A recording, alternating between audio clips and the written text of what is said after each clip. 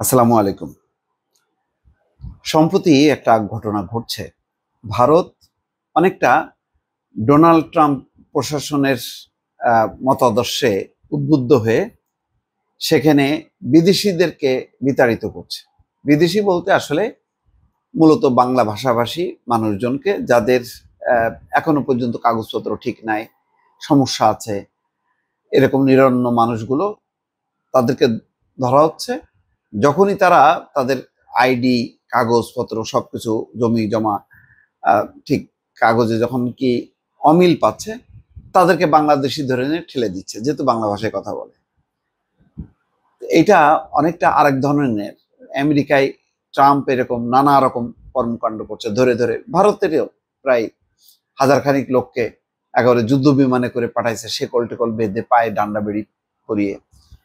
ওদের কাছ থেকে উদ্বুদ্ধ হয়ে বা ওই ঘটনার, এই অমানবিক ঘটনার নিন্দা না করে তাদের থেকে ইন্সপায়ার হয়ে ভারত ঠিক সেই কাজটাই করছে।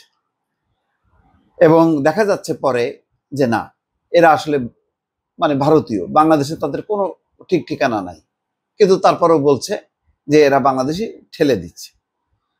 তো একটা কথা হলো যে আমেরিকায় অনেকে যায়, সেখানে মধু আছে, সেখানে মানুষের জীবন পাল্টে যায়। তা ভারতে বাংলাদেশের মানুষ কেন যাবে?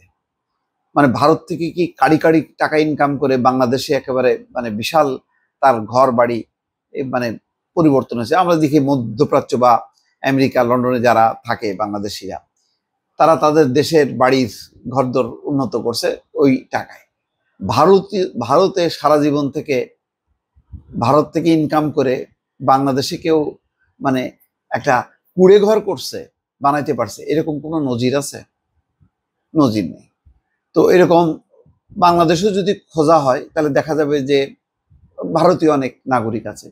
পাশাপাশি প্রতিবেশী দেশ হলে এই ধরনের আসা যাওয়া, আত্মীয়তা নানান কারণে হয়। কিন্তু ভারত তো এখন মানে তার মাথার মধ্যে আছে যে এখন নানাভাবে প্রতিশোধ নিতে হবে। যেহেতু একটা পট পরিবর্তন হয়েছে, ভারত মনে করে এর মধ্য দিয়ে শুধু হাসিনার পরাজয় হয়নি, তারও পরাজয় হয়েছে।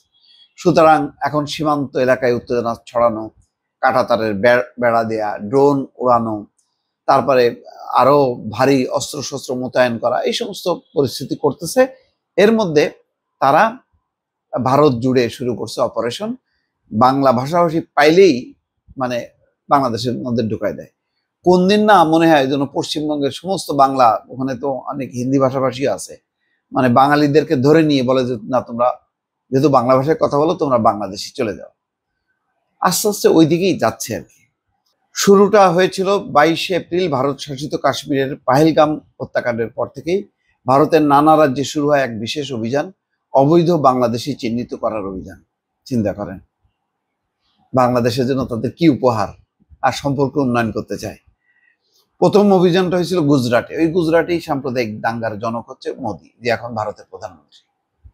ওইটা দিয়েই শুরু হয় যত অপকর্ম, সব গুজরাটকে ঘিরে। তারপরে ওইটার বিষ সারা ভারতে ছড়ানো হয়। গুজরাট পুলিশের সূত্রগুলো বিবিসিকে জানিয়েছে, ওই বিশেষ অভিযানে প্রায় 6,500 মানুষকে আটক করা হয়েছিল। তাদের মধ্যে ছিলেন অনেক ভারতীয় বাংলাভাষীও। শেষমেশ অবশ্য মাত্র 450 জনকে নিশ্চিতভাবে বাংলাদেশি বলে চিহ্নিত করতে পেরেছে সেখানকার পুলিশ। মানে 6,000-এর মধ্যে 450, এই 450 আসলে বাংলাদেশি নাকি নিরন্ন মানুষ যাদের কোনো কাগজপত্র নেই, সে কথা কিন্তু বিবিসির মানে তদন্তে চলে আসছে। প্রায় একই সময় রাজস্থান, উত্তরপ্রদেশ, দিল্লিতেও খোঁজা শুরু হয়েছিল যে কে কারা অবৈধভাবে বাংলাদেশ থেকে ভারতে এসে বসবাস করছেন। নথি যাচাইয়ের পরে যারা ভারতীয় বলে নিজেদের প্রমাণ করতে পেরেছেন, তাদের ছেড়ে দেওয়া হয়েছে। আর অন্যদের বাংলাদেশে ফেরত পাঠানোর প্রক্রিয়া চলছে বলে বিবিসি জানতে পেরেছে। উত্তর পূর্ব ভারতে, আসামে বিশেষ অভিযান শুরু হয় অবশ্য গুজরাট এবং রাজস্থান, দিল্লি, উত্তরপ্রদেশের কিছুটা পরেই। সরকারি ভাষ্যমতে এই অভিযান অবশ্য সুপ্রিম কোর্টের নির্দেশ মতো চালানো হয়েছে এবং যাদের আটক করা হয়েছে তারা অনেক আগেই বাংলাদেশি হিসেবে ঘোষিত হয়েছেন সেই রাজ্যে বিদেশি ট্রাইব্যুনালগুলোতে। সরকারি পরিভাষায় এরা ডিক্লেয়ার্ড ফরেন ন্যাশনাল। আচ্ছা, আসামের আইনজীবী এবং মানবাধিকার কর্মীরা ব্যাখ্যা দেন যে এই ঘোষিত বিদেশিরা প্রায় সকলেই ভারতেরই নাগরিক, কিন্তু নামের বানানের সামান্য ভুল অথবা সঠিক নথি না দেখাতে পারার ফলে বিদেশি বলে ঘোষিত হয়ে গেছে। এরা আসলে ওই যে যেটা বলছে এটা ভারতীয়, কিন্তু থাকে না যে আমাদের অনেক মানুষ কার আইডি কার্ড আছে নামের সাথে মিল নাই, বাবার নাম ঠিক নাই, এবড়ো থেবড়ো, এই সমস্তগুলি হয় অশিক্ষা কুশিক্ষা বা দরিদ্র শ্রেণীর মানুষ, ওদেরকে এখন টার্গেট করছে। আসামের ওই অভিযানে কতজন আটক হয়েছেন সেই সংখ্যা সরকার বা আসাম পুলিশ জানায়নি, তবে মানবাধিকার কর্মীরা বলছেন তাদের হিসাব মতো 300-র বেশি মানুষকে আটক করা হয়েছে।